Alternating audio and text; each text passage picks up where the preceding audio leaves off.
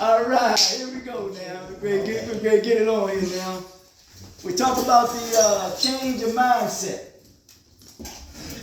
I often realize that change is a product of human effort. Change is a product of human effort. And that effort must be synthesized unto a useful purpose, which means you must see yourself as being useful. There is a biblical passage about a guy by the name of Onesimus. He was considered to be a slave, and the guy Paul used him because he saw him of value. The challenge is that we must see ourselves of what? Of a value. Now, I always say that I promote the value of self-worth. Self is in the degree. The degree is your attitude. Your worth is unlimited. Nobody can put a price on your worth. Nobody. Change. Change of mindset. A change of mindset in recovery. I often say that we're all recovering from something. When a woman gives birth to a child, she what? She's recovering. And that I say that so that we can minimize stigmas that people place on us and stigmas that we place on ourselves. We're all recovering from something. Change your mindset. I often say when you go to the store, you give somebody some money, you want your change back. This is right in our face. Change. Change your mindset. Let's look at this. A change of mindset in recovery refers to shifting one's perspectives or perspective, thoughts, and attitude. My thing is that I use what I call confrontational therapy. I try to get individuals to confront their difficulties. I encourage them to do it because it changes their perception of how they see themselves and how they see themselves in the world. Because once your perception change, then your perspective change. And what we have to realize that we have to respect other people's perspectives. That makes sense. But thoughts. It is said that every thought begins with a seed. Every thought begins with a seed. I think Buddha says all that we are is a result of what we possess is the result of thought and attitudes in a way that fosters healing. Remember, one thing I realize about healing, it does not mean that the damage never existed. It just means it don't control you no more. Really. Healing, growth, and long-term well-being. It's about developing new ways of thinking, breaking free from negative patterns, and embracing healthier beliefs. The shift is often essential for overcoming addiction, trauma, or other personal challenges as a person's mindset influences their behavior, choices, and inability to preserve through recovery. Here we go. This is serious here. What it means to change your mind in recovery. 1. Recognize destructive patterns. Understand that certain thoughts or thought processes and beliefs has contributed to harmful behaviors. Changing your mind means acknowledging these patterns and seeking healthier alternatives. 2. Adopting accountability. Accepting responsibility for your choices and actions, and moving away from blaming others or circumstances for your situation. 3. Shifting from a fixed to growth mindset. This is real key important here. Instead of thinking this is just who I am, a growth mindset believes I can change, improve, and heal. So you can change, you can improve, and you can heal. I bear witness to that. It's about seeing challenges as opportunities for growth rather than setbacks. 4. Developing self-compassion. Changing your mind often involves being kinder to yourself, replacing self-criticism with self-acceptance, and understanding that recovery is a process with ups and downs. 2 foundations I build on: self-acceptance and self-assurance. And I want you to build on self-acceptance and self-assurance. Embracing hope and optimism. Follow the pattern now. Embracing hope. 5. And optimism. Fostering hope for the future. Believing in your ability to overcome challenges instead of feeling stuck in despair or hopelessness. You don't want to feel stuck in despair of hopelessness, because what happened is that somebody will perpetuate your disparity and somebody will perpetuate your hopelessness. Don't do it. It's a dangerous thing when you are at an extended amount of time at the mercy of somebody else. You don't want to do that. Responses to support support a change of mindset and recovery. Now, one, we want to reframe or reframing on a continuing basis negative thoughts. When negative thoughts arise, practice, which becomes a law, practice challenging them with positive or neutral alternatives. For example, instead of thinking, I can't do this, reframe it. This is hard, but I can learn to handle it. Ain't that something there?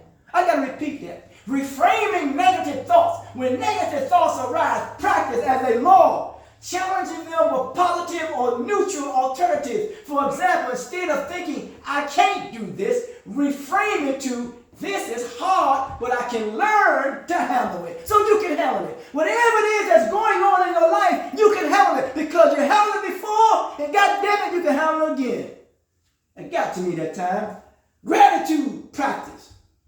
Before there's gratitude, you got to have patience. I always say you got to be tired of being somebody else's patient, so you got to have patience. Be patient with your process for change. Shift focus from what's missing or wrong to what's good in life. Regularly noting things you are grateful for, even in small doses, can change your outlook and mindset over time. Mindful meditation, engage in mindful. We talked about emotional regulation.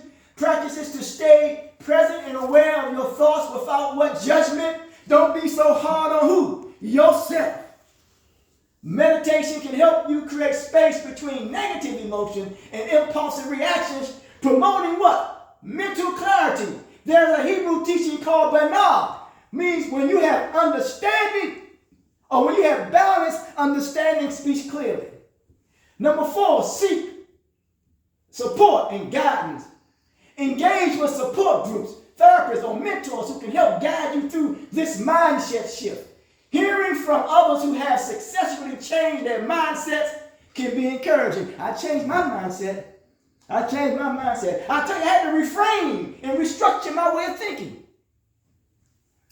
Challenging limited beliefs. Remember, we shared once before about don't allow someone else's limited exposures to place their limited exposures on you.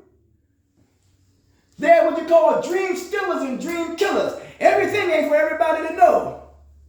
Now, somebody have a problem with that. Let me tell you something. You have to be selective in your engagement and who you share things with. Challenging limited beliefs. Identify beliefs that are holding you back. I am not worthy of recovery. Yes, you are.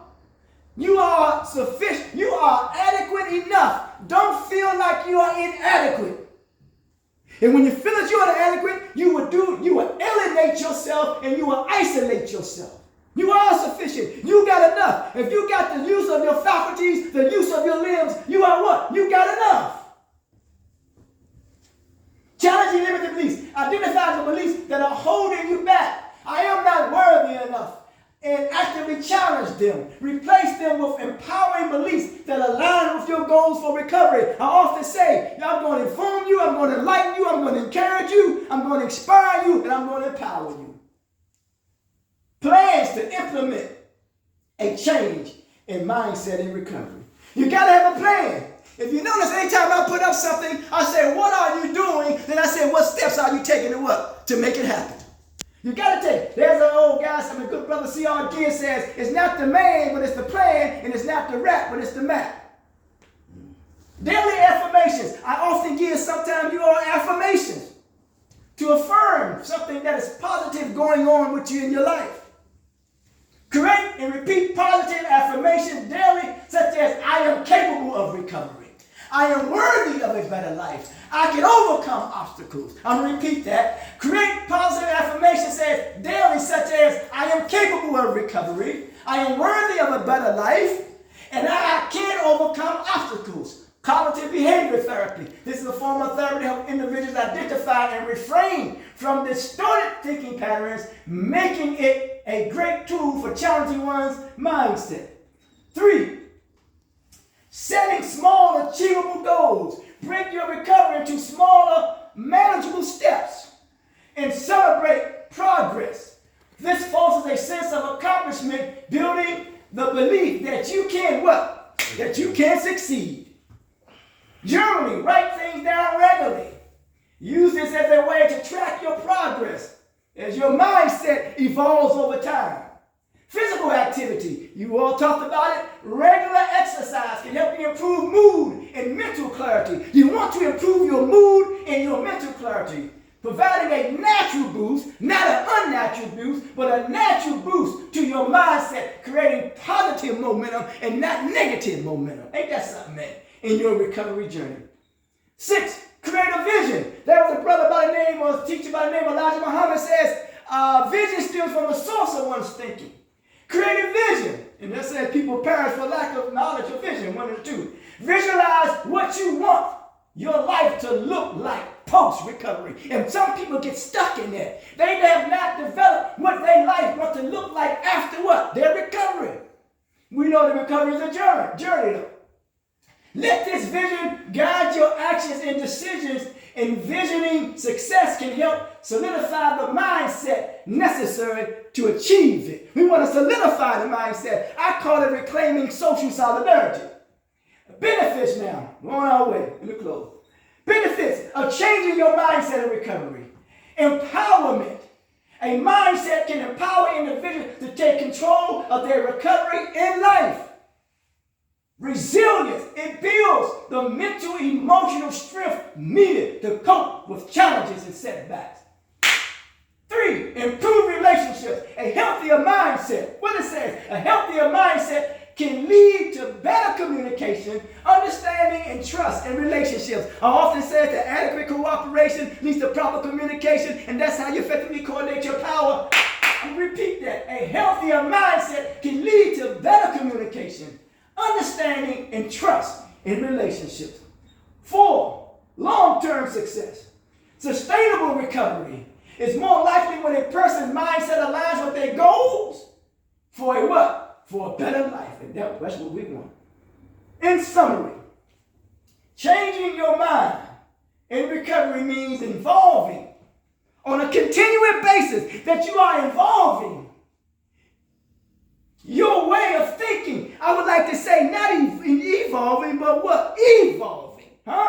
Evolving. And this is a new way to look at the evolutionary process of change. Your way of thinking, way to cultivate, to foster resilience, hope, and personal growth. This shift is like you're shifting gears.